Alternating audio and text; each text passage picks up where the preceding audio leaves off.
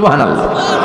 আল্লাহ বললেন যারা জান্নাতে যাবে আর জাহান্নামে যারা যাবে তারা কখনো সমান হতে পারে না, তাদের মর্যাদা কশিনকালেও এক হতে পারে না। যারা জান্নাতে ঢুকতে পারবে তারাই সফল, যারা জান্নাতে ঢুকতে পারলো তারাই। আল্লাহ বললেন যারা জাহান্নাম থেকে মুক্তি পেল, জান্নাতের সার্টিফিকেট পেল, তারাই হলো সফল। ঠিক কি না? এটাই তো সফলতার মানদণ্ড হওয়া উচিত। আমি জাহান্নাম থেকে মুক্তির ঘোষণা পেলাম, আমি চিরস্থায়ী শান্তির জায়গা জান্নাতে ঢুকার অনুমতিপত্র পেলাম, আর কিছু লাগে? কথা কন।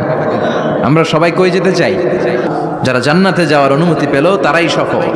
আমরা সেই সফল মানুষ হতে চাই, ঠিক কিনা? আমরা জান্নাতে যেতে চাই। জান্নাত এমন জায়গা যে জায়গায় আছে শুধু আরাম আর আরাম, আর জাহান্নামে আছে খালি ব্যারাম। জান্নাতের চাইতে শান্তির কোনো জায়গা নাই। জান্নাতে কোনো টেনশন নাই, রোগ বালাই নাই, পুলিশের দৌড়ানি নাই, র্যাবের। রব্বুল আলামিন বলেন, ও আমার গোলামেরা শোনো শোনো, এত চমৎকার দৃষ্টিনন্দন জান্নাত আমি তোমাদের জন্য তৈরি করে রেখেছি, ওই জান্নাতের সৌন্দর্য পৃথিবীর কেউ দেখে নাই। কুররাতু আয়ুন, তোমার চক্ষু শীতল করে ফেলবে জান্নাত, দেখলে আপনার চোখ ঠান্ডা হয়ে যাবে।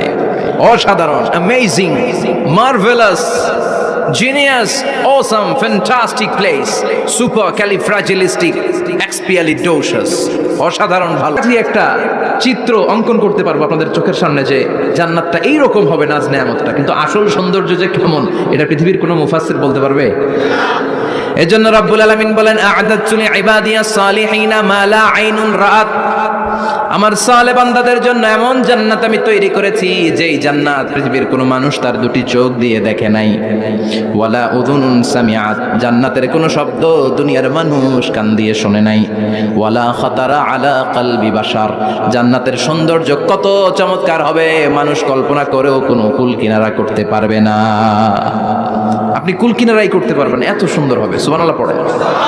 এই পৃথিবীতে যত আর্কিটেক্ট আছে, ডিজাইনার আছে, সব ডিজাইনারদেরকে একসাথে, লক্ষ লক্ষ ডিজাইনারদেরকে একসাথে বসে যদি বলেন যে আপনি জান্নাতের একটা চেয়ারের ডিজাইন করা শুরু করেন, সবার ডিজাইন মিলাইলেও জান্নাতের চেয়ারের ধারে কাছেও যাবে না। এত সুন্দর জান্নাত আমাদের জন্য প্রস্তুত করে রেখেছে কে?